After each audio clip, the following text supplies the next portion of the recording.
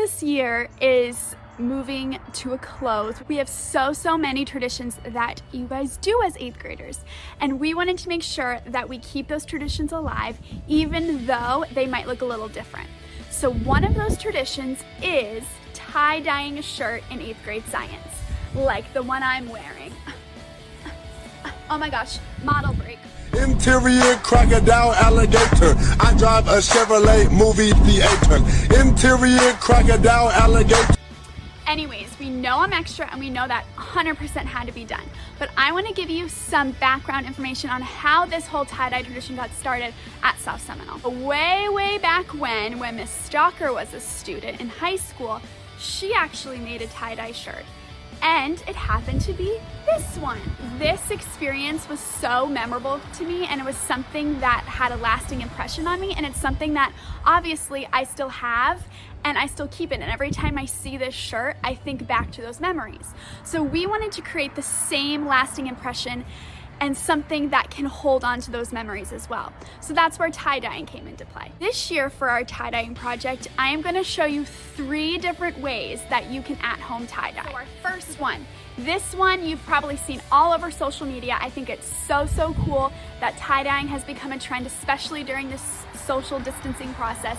We are going to do the bleach tie-dye. So you're gonna have a colored shirt and you're going to need bleach. Now, if you are using bleach, please ask your parents and make sure you are being supervised by your parents before you do anything. The second one we are gonna do is we are going to use food coloring to tie-dye. So you need food coloring and vinegar for this process.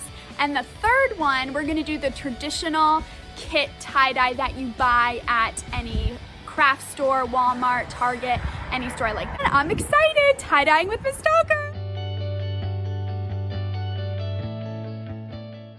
To best prepare your shirt for tie-dye, you will need household vinegar, water, and a bucket or container where the shirts will soak.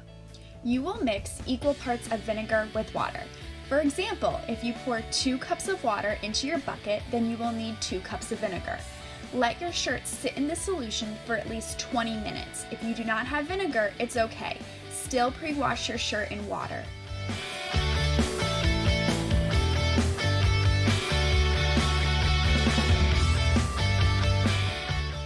For this process, you will need a squirt bottle of some type to put your dye in, food coloring, and 1 cup of water.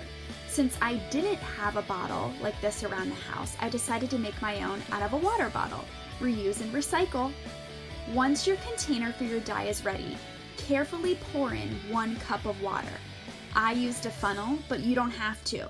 Then you're going to add about 16 to 18 drops of food coloring. I personally like to add a little bit more to get a brighter color, but it's completely up to you. You're gonna put the bottle cap back on, shake it, and ta-da, you have your dye.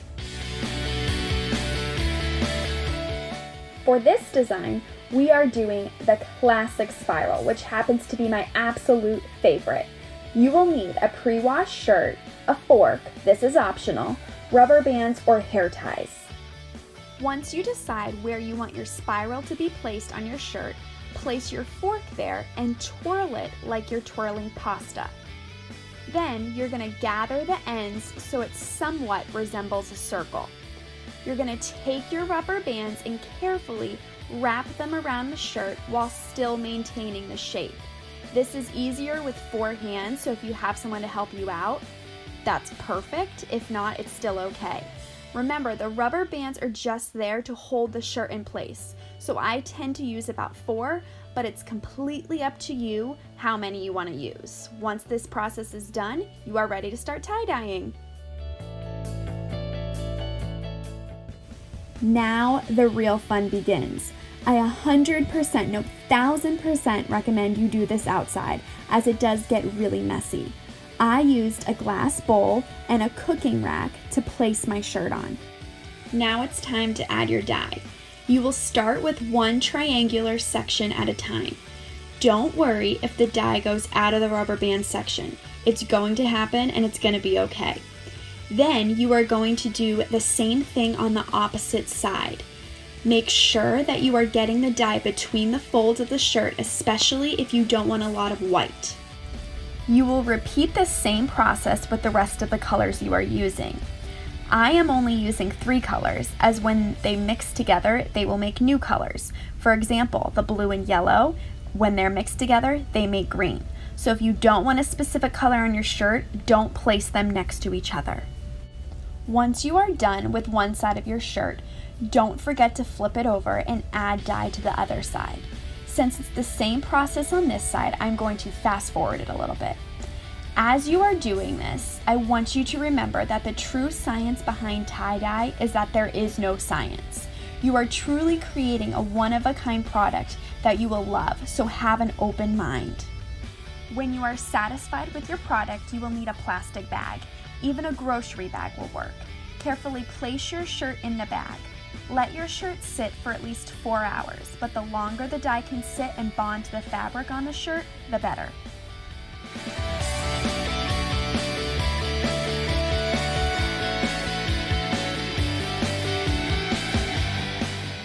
I am going to again reiterate, do not do this without your parents' permission or supervision, and be extremely careful.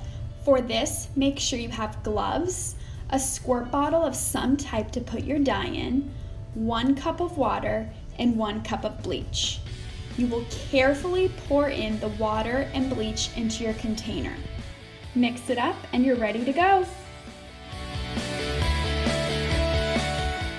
The crumble design. For this, all you need is a shirt. No rubber bands needed. Now, since I am using bleach for this process, I am using a colored shirt, pink of course, but you can still do this design with a white shirt and colored dye. Just take your fingertips and crumble the shirt together.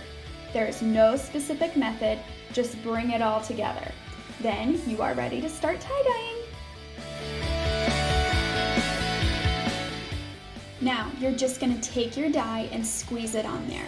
Any way you want to, however much you want. I normally do just enough to get it covered. Then you are going to carefully flip your shirt over and do the same thing on the other side. Carefully place your shirt in a plastic bag or cover it with saran wrap. Let your shirt sit for about 1 to 4 hours and there you go, ta-da!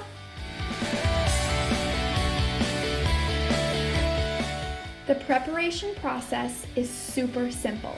As the directions state, you will just add water to each container and shake until the powdered dye has dissolved.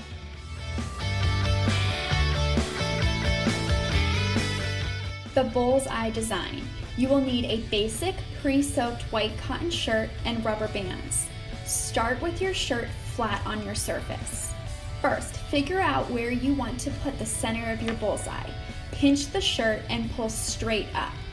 Attach your first rubber band about 1 inch or 2 from the top of your shirt. You will continue this process throughout.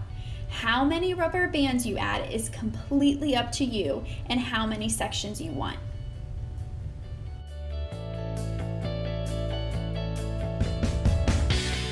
As you can see here, I have made 5 sections. When you are ready, you will take your colored dye and apply the color to each section. Make sure you cover all sides in the dye and don't get too nervous if some of the color goes into another section. You will continue to repeat this process with a different color for each section.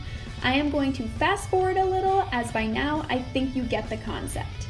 Remember, once you are done, to place it in the baggie and let it sit for about 12 hours before rinsing. Finally, you get to see your masterpiece. Take your shirt out of the baggie and take off the rubber bands. And just take a moment to take in the beauty of what you just created. You will first want to hand rinse your shirt out in cold water until it bleeds clear. Then you can wash it in your washing machine. For the first wash, I would be careful with washing it with other clothing, as you don't want the colors to bleed.